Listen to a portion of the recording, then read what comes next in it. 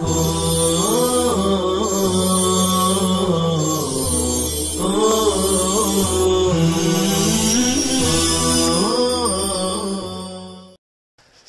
اللہ الرحمن الرحیم الحمد للہ رب العالمین الحمد للہ حمدا کثیرا طیبا مبارکا فیہ سبحان اللہ وبحمدہ سبحان اللہ العظیم وصلی اللہ وسلم علی نبینا محمد وعلی آلہ واصحابہ وبارک وسلم تسلیما کثیرا کثیرا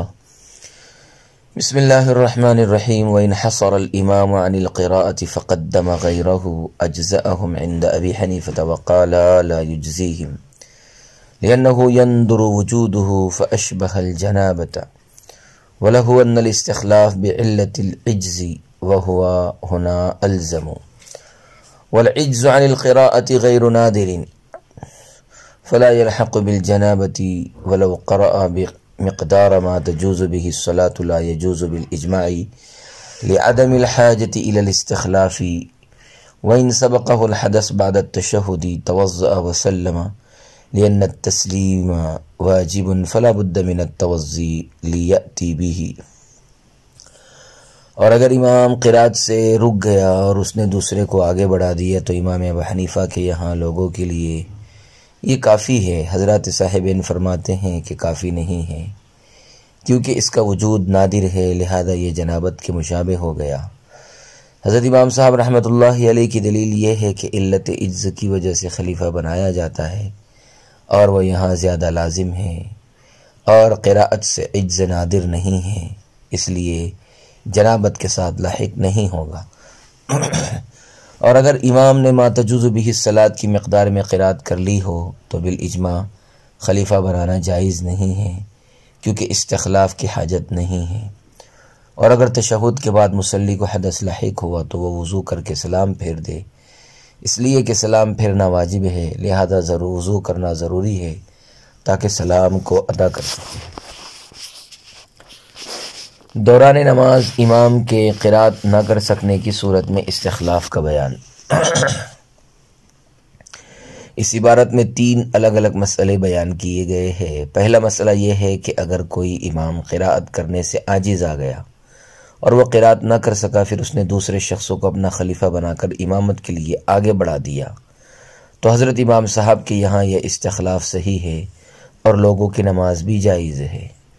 حضرات صاحبین فرماتے ہیں کہ یہ استخلاف درست نہیں ہے، اس لیے نماز بھی جائز نہیں ہے۔ ان حضرات کی دلیل یہ ہے کہ اس صورتحال کا پیش آنا انتہائی شاذ و نادر ہے، لہذا یہ صورت جنابت کے مشابہ ہو گئی، اور جس طرح جنابت ما ورد بہ النص کے معنی میں نہیں ہے اور جنابت پیش آنے کی صورت میں از سر نو نماز پڑھنا ضروری ہے اور خلیفہ بنانا صحیح نہیں ہے، اسی طرح صورت مسئلہ میں بھی از سر نو نماز پڑھنا ضروری ہے اور خلیفہ بنانا درست نہیں ہے۔ حضرت امام صاحب رحمہ اللہ تعالیٰ کی دلیل یہ ہے کہ خلیفہ بنانے کی علت ادائے رکن سے عاجزی ہے، اور قرآن بھول جانے اور قراءت نہ کر سکنے میں یہ عجز بدرجہ اتم موجود ہے، کیونکہ وضو وغیرہ ٹوٹنے سے جو حدث پیش آتا ہے، مسجد میں جا کر وضو کرنے سے اس کی تلافی ہو سکتی ہے، لیکن اگر کوئی شخص قرآن ہی بھول جائے تو مسجد میں بھی اس کا اتمام اور اس کا پورا کرنا ممکن نہیں ہے۔ اس لیے یہ صورت حدث میں زیادہ مؤثر ہے اور اس میں دیگر احداث کے بالمقابل عاجزی زیادہ ہے، اس لیے اس صورت میں بدرجہ اولا خلیفہ بنانا درست ہوگا، اور جب استخلاف درست ہوگا تو ظاہر ہے کہ نماز بھی درست ہوگی۔ والقراءۃ، صاحبین نے قرات نہ کر سکنے کے نادر الوجود قرات نہ کر سکنے کو نادر الوجود بتایا تھا، یہاں سے اسی کا جواب دیتے ہوئے صاحب کتاب فرما رہے ہیں کہ یہ صورت نادر الوجود نہیں بلکہ کثیر الوجود ہے، لہذا اسے نادر قرار دے کر جنابت کے ساتھ لاحق کرنا اور اس میں نماز کو فاسد قرار دینا درست نہیں ہے۔ دوسرا مسئلہ یہ ہے کہ اگر امام نے ما تجوز بہ الصلاۃ کی مقدار قرات کر لی تھی اور پھر وہ قرآن بھول گیا، جس کی وجہ سے اس کے لیے قرات مسنونہ کی ادائیگی ممکن نہیں رہی، قرات مسنونہ کی ادائیگی ممکن نہیں رہی، تو اب اس کے لیے بالاتفاق خلیفہ بنانا درست نہیں ہے۔ نہ تو امام صاحب کے یہاں اور نہ ہی حضرات صاحبین کے یہاں، کیونکہ جب اس نے ما تجوز بہ الصلاۃ کی مقدار میں قرآن پڑھ لیا تو اب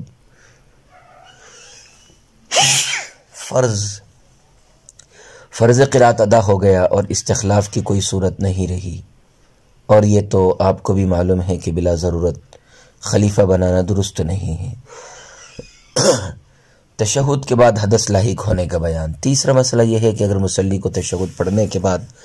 حدث لاحق ہوا اور یہ صورت قاعدہ اخیرہ میں پیش آئی تو اس کے لیے حکم یہ ہے کہ وہ جا کر وضو کرے اور سلام پھیرے، کیونکہ سلام پھیرنا واجب ہے، لہذا اس واجب کی ادائیگی کے لیے وضو کرنا بھی ضروری ہے۔ وَإِن تَعَمَّدَ الْحَدَثَ فِي هَذِهِ الْحَالَةِ أَوْ تَكَلَّمَ أَوْ عَمِلَ عَمَلًا يُنَافِي الصَّلَاةَ تَمَّتْ صَلَاتُهُ لِأَنَّهُ تَعَذَّرَ الْبِنَاءُ لِوُجُودِ الْقَاطِعِ لكن لا إعادة عليه لأنه لم يبق شيء من الأركان فإن رأى المتيمم الماء في صلاته بطلت وقد مر من قبل۔ اور اگر اس حالت میں بعد التشہد مصلی نے جان بوجھ کر حدث کر دیا یا اس نے بعد کر لی یا کوئی منافی نماز عمل کر لیا تو اس کی نماز پوری ہو جائے گی، کیونکہ قاطع کے پائے جانے کی وجہ سے بنا کرنا متعذر ہو گیا، لیکن اس پر نماز کا اعادہ واجب نہیں ہے کیونکہ ارکان میں سے کوئی بھی چیز باقی نہیں رہی۔ پھر اگر متیمم نے اپنی نماز میں پانی دیکھ لیا تو اس کی نماز باطل ہو جائے گی، اور یہ مسئلہ گزر چکا ہے۔ عزیز طلبہ اکرام، تشہد کے بعد جان بوجھ کر وضو توڑنے اور دیگر نماز توڑنے والے کاموں کا بیان۔ صورت مسئلہ یہ ہے کہ اگر تشہد کے بعد مصلی کو حدث غیر اختیاری نہیں بلکہ حدث اختیاری لاحق ہوا اور اس نے جان بوجھ کر حدث کر دیا یا بات کر لی یا منافی صلاۃ کوئی کام کر لیا تو ان تمام صورتوں میں اس کی نماز پوری ہو جائے گی، کیونکہ منافی صلاۃ عمل کے پائے جانے کی وجہ سے نماز کی بنا کرنا متعذر ہے، اس لیے وضو کر کے اسے سلام پھیرنے کا حکم نہیں دیا جائے گا جیسا کہ اس سے پہلے والے مسئلے میں دیا گیا تھا، مگر اس پر نماز کا اعادہ بھی واجب نہیں ہوگا، کیونکہ نماز کے جملہ ارکان وہ شخص ادا کر چکا ہے اور اب اس پر کوئی رکن باقی نہیں ہے، اور جب رکن باقی نہیں ہے تو اس پر اعادہ بھی واجب نہیں ہوگا۔ رہا یہ سوال کہ لفظ السلام کے ذریعے نماز سے نکلنا واجب ہے اور وہ یہاں فوت ہو رہا ہے، اس لیے ترک واجب کی وجہ سے اس پر اعادہ صلاۃ واجب ہونا چاہیے، تو اس کا جواب یہ ہے کہ قیاس کا تو یہی تقاضا ہے کہ وہ لفظ السلام ہی کے ذریعے نماز سے نکلے، مگر چونکہ اس صورت میں تعمد حدث کی وجہ سے ایسا کرنا ممکن نہیں ہے، اس لیے اس ایک واجب کے ترک کی وجہ سے اس کی پوری محنت پر پانی نہیں پھیرا جائے گا اور اسے اعادہ صلاۃ کے لیے مجبور نہیں کیا جائے گا۔ لیکن اس سے بہتر جواب یہ ہے کہ ہمارے یہاں خروج بسنعہ ہی بھی فرض ہے اور وہ پایا گیا، اس لیے اس کی نماز مکمل ہونے میں کوئی اشکال ہی نہیں رہا۔ فَإِن رَأَى، فرماتے ہیں کہ